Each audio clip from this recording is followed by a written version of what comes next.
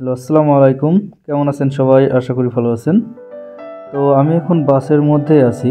এমন একটা জায়গায় অবস্থান করছি যেটি বাংলাদেশের অন্যতম একটা পরিচিত জায়গা। মূলত আপনারা দূরে একটি স্থাপনা দেখতে পাচ্ছেন।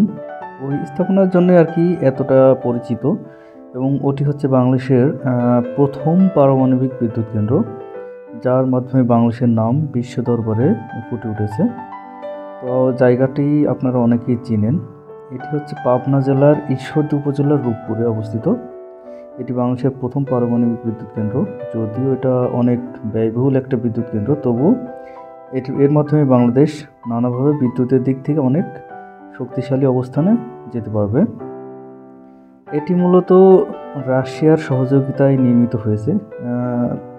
এই বিদ্যুৎ কেন্দ্র নির্মাণে রাশিয়ার রোসাটম কোম্পানি সাহায্য করেছে, যারা সাধারণত এই ধরনের বিদ্যুৎ কেন্দ্র নির্মাণে বেশ অভিজ্ঞ।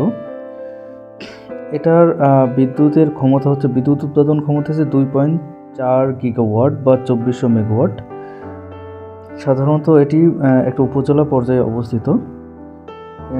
এটার অবস্থান আপনারা দেখতে পাচ্ছেন। আমি আসলে বাসের মধ্যে আছি, যার কারণে এখানে অবস্থান করা আমার পক্ষে সম্ভব হচ্ছে না। তবুও বাসের মধ্যে থেকে যতটুকু পারা যায় আমি ভিডিও করেছি।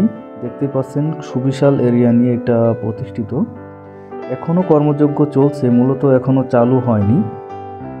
এর দুইটা ইউনিটের একটা ইউনিট সম্ভবত 2025 সালে চালু হবে, যদিও নানাবিধ জটিলতার কারণে এর নির্মাণ কাজ পিছিয়েছে, যার না হলে আমরা অনেক আগেই এর থেকে বিদ্যুৎ পাওয়া শুরু করে দিতাম।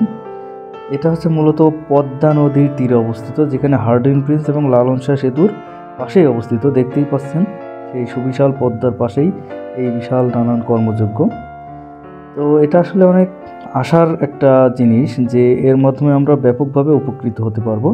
তো আমার ভ্রমণ পথে এর সঙ্গী হতে পেরে আমারও ভালো লাগলো। তো আশা করি আপনাদেরও ভালো লাগছে ভিডিওটা। যদি ভালো লেগে থাকে সাবস্ক্রাইব করবেন।